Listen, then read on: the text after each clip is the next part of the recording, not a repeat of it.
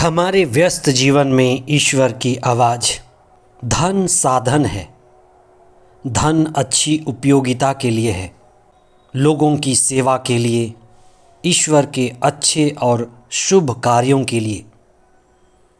लेकिन सारी जिंदगी धन कमाते रह जाना, इकट्ठा करते रह जाना, सुरक्षा में जीवन बिता देना, ये समझदारी नहीं है।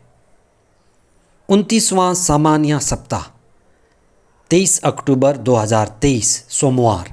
पहला पाठ रोमियों के नाम संत पौलुस का पत्र अध्याय 4 पद संख्याएं 20 से 25 तक और संत लूकस का सुसमाचार अध्याय 12 पद संख्याएं 13 से 21 तक। धन जरूरी है जीने के लिए। धन साधन है, एक सहारा है, सीढ़ी है, लेकिन इसके द्वारा हमें ऊपर उठना है। धन लक्ष्य नहीं है, लक्ष्य तो मुक्ति है। इसलिए जो धन है उसको मुक्ति पाने की दिशा में खर्च करना है। हम जो शरीर का जीवन अनुभव करते हैं वह बड़ा नाजुक है। कभी भी इस शरीर का अंत हो सकता है। इस संसार में हमारा जीवन एक छोटी सुंदर यात्रा है और इस जीवन को मृत्यु घेरे रहती है। इसीलिए आज के दृष्टांत में ईसा कहते हैं, उस धनी मूर्ख से जो धनी था लेकिन ईश्वर की नज़र में महामूर्ख था। ईसा उससे मूर्ख कहते हैं जो अपने धन, अपनी संपत्ति और उसकी सुरक्षा और उसकी वृद्धि में सारा जीवन लगा दे। धन ही उसके जीवन का केंद्र बन जाए और उसे कुछ भी ना सुनाई दे, ना ईश्वर की वाणी, तो वह मूर्ख कहा जाएगा। मूर्ख, इसी रात तेरे प्राण तुझसे ले लिए जाएंगे और जो तुमने इकट्ठा किया है वह किसका होगा? यह बड़ा सवाल है हम सभी के लिए। गरीब की मृत्यु और धनी की मृत्यु में फर्क है।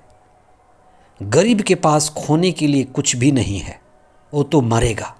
धनी मरते वक्त बड़ा विचलित होता है। धनी मरते वक्त ज़्यादा घबराता है। धनी मरते वक्त घोर द्वंद्व से होकर गुजरता है कि मेरे इकट्ठे किए हुए धन का क्या होगा? कौन मेरे धन को संभालेगा? कोई उसको व्यर्थ तो नहीं गंवाएगा? इसी व्याकुलता में और घबराहट में धनी मरता है।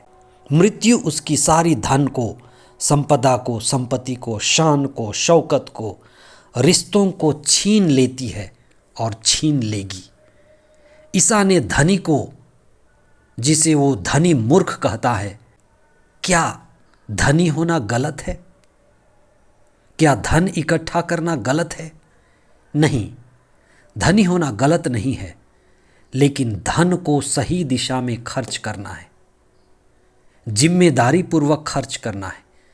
और धनी का एक विशेष कर्तव्य है कि धन को मुक्ति की दिशा में लगाए। धन के विषय में समझ जरूरी है कि कौन सा धन क्षणभंगुर है और कौन सा धन शाश्वत है, जो मृत्यु के समय भी रहेगी, मृत्यु के पार भी जाएगी। इसलिए इस बाहरी धन से हम आत्मिक धन की भी खोज करते हैं, चेतना के धन की खोज करते हैं, दिव्यता के धन की खोज करते हैं। जब दिव्यता, चेतना, सत्य रूपी धन मिले तो ये जो बाहरी धन है उसका हम सदुपयोग कर पाएंगे। धन जरूरी है। जीवन की मूलभूत जरूरतों को पूरा करने के लिए धन चाहिए। इसलिए धन साधन है, धन सीढ़ी है। धन साधन और सीढ़ी है, इसलिए उसको मुक्ति के लिए प्रयोग करना है, सत्य पाने के लिए, चेतना में बढ़ने के लिए। धन के उपयोग के द्वारा हम केवल सुखी ना रहें, लेकिन मुक्ति और आनंद पाएं। सुख पाकर धर्म जो धारण करने योग्य है, उत्तम है, जो हमारा कर्तव्य है, जो इंसान की जिम्मेदारी है, हम उससे पूरा करें। और मुक्ति और ईश्वर की संगति में रहें। इसीलिए हमें धन और धर्म को समझने की ज़रूरत है। धन जो साधन है, जो बाहरी है, जो क्षणभंगुर है, इसकी हमें उपयोगिता आनी है कि कैसे इसका उपयोग करें। ईश्वर के अच्छे कार्य के लिए, शुभ कार्य के लिए, लोगों को उठाने के लिए, जगाने के लिए, आध्यात्मिकता के लिए। इसलिए हम धन कमाएं, लेकिन उसको सही सदुपयोग करें। केवल इकट्ठा करके ना रखें, केवल उसी की सुरक्षा में जीवन ना बिता दें, नहीं तो मरते वक्त हमें ग्लानि होगी और तब बहुत देर हो गई होगी। गरीब जो गरीब मरता है, हम ईश्वर में धनी होकर मरे। ईसा कहते हैं जो प्रभु में हैं वे धनी हैं, जो ईश्वर से संयुक्त हैं वे धनी हैं, जो आत्मा में हैं वे धनी हैं।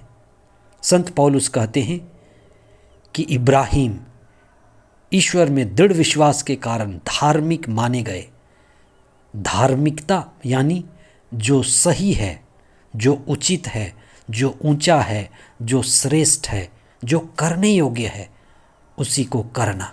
सबसे ऊंचा पाने योग्य है वो है हमारी मुक्ति, बंधनों से मुक्ति, संसार से मुक्ति, शरीर से मुक्ति, दुख परेशानियों से मुक्ति।